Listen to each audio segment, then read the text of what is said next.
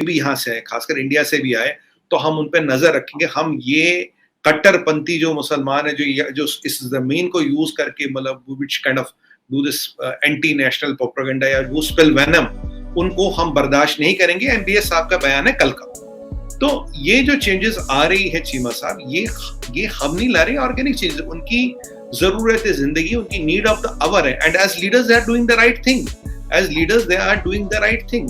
नुपुर शर्मा जी का जो बयान है, उसके बाद ईरान के फॉरेन मिनिस्टर भी आए, आईएनएसटी हुआ, I2U अनाउंस हुआ, सब हुआ, बिजनेस एज यूजुअल हुआ। हमें उस मसले को हैंडल करने के लिए जो कुछ 3 स्टेप लेने थे, मैंने आपसे बात की, हमने तीनों स्टेप लिए।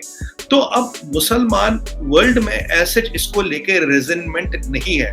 हाँ, कुछ पॉकेट्स हो सकते हैं, मैं ईरान में उसका एक ग्रुप हो जो इसके खिलाफ हो सकता है भाई यूएई में एक छोटा मोटा ग्रुप हो जो इसके खिलाफ हो, बट कोई गवर्नमेंट, कोई बड़ा पावर, कोई ऐसा तबका, कोई ऐसा थॉट लीडर, कोई ऐसा ओपिनियन मेकर जिससे पूरे लोगों का वो चलता, वो उसके अगेंस्ट नहीं है।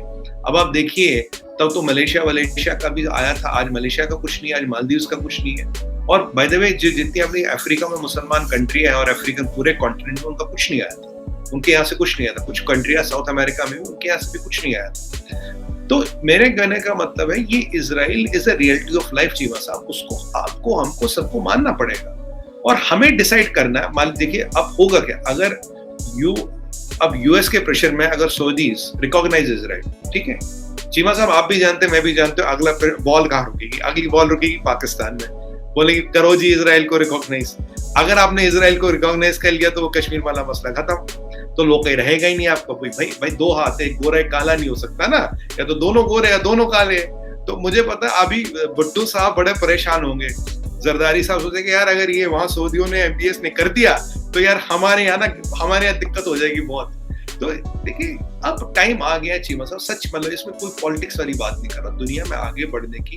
मैं ये नहीं मानता ट्रेड डेवलपमेंट पे मजहब वजहब लाना चाहिए, ट्रेड डेवलपमेंट वगैरह अपनी जगह चाहिए। आपको किसी कंट्री से कितना बड़ा कल्चरल आपको जुड़ना है वो आपकी मर्जी है, आप 100% जुड़ना चाहिए, 20%, 30%, but trade, economy, development, education, इसके दरवाजे किसी के लिए नहीं रुकने चाहिए। कल्चर वाइज आपको 20% जुड़ना, 20% जुड़िए, 10% जुड़ना या 100% जुड़ना, दैट इज योर कॉल, उसमें वो आपकी मर्जी है। बट इन चीजों पे अब दुनिया में कोई जगह रही नहीं। मुझे नहीं लगता ये मुसलमान वर्ल्ड का रेजिनमेंट जो it is a stumbling block anymore, क्योंकि देखिए सऊदियों से बड़ा मुसलमान यहाँ सुन्नियों में कोई नहीं है और ईरानियों से बड़ा मुसलमान वहाँ शियाओं में कोई नहीं है।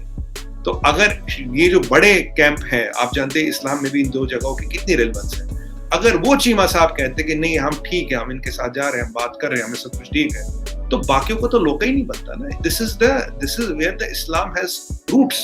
मतलब सबसे मुकद्दस जगह तो मक्का आज भी है ना, और वहाँ हजरत अली है, राइट? तो ये 2 जगहें हैं यहाँ पे। तो अगर वहां के हुक्मरान, अगर वहां के लोग जहां से इस्लाम पनपा है, पूरी दुनिया में फैला, if they are saying, if the epicenter of Islam, Shia and Sunni faith is saying, no, we have no problems with Israel and with the new world order, then everybody has to fall in line. It's as simple as that. बिल्कुल सही कह रहे हैं, ये बड़ी important development होने जा रही है ये I2U2 वाली, क्योंकि इसके बाद जो नेक्स्ट है वो जारी बात है, मैं देख रहा था इसराइल की जो डेप्यूटी डिफेंस मिनिस्टर है वो भी कह रहे थे कि सऊदी अरब को थोड़ा टाइम लगेगा।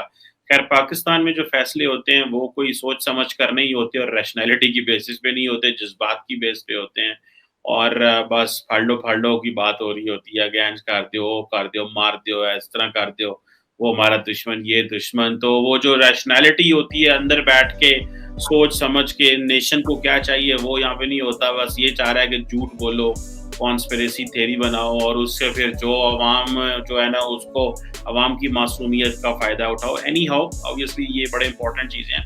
लेट्स सी सुमित भाई, ये I2U2 की समिट होती है जिसमें मजीद बात करेंगे, आपसे जानने की कोशिश करेंगे what has come out of this, क्योंकि अभी तो लार्जली यही पता चल रहा है कि ये 2-4 टॉपिक जो हैं वो I2U2 कवर करेगा। So thank you very much once again. जी समित भाई। मैं तो चाहूँ चीमा साहब, मैं इसको ऐसा देख रहा हूँ कि जब एक बहुत बड़ी बिल्डिंग बननी होती है ना चीमा साहब, जितनी ऊंची बिल्डिंग बननी होती उतना नीचे खोदा जाता है, कि एक लॉजिक होता है उसका, बेसमेंट का कितने नीचे आप उसे आरसीसी वो कहते हो, बेस कितनी बड़ी बनानी है। अब टेक्निकलिटीज में नहीं जाते, तो जितना नीचे ये खड्डा आपको दिख रहा है अभी, मतलब ये तो भी हेलो एवरीवन, हमारे चैनल पे आप सबका स्वागत है। अगर आपने अभी तक हमारे चैनल को सब्सक्राइब नहीं किया है, जल्दी से कर दीजिए।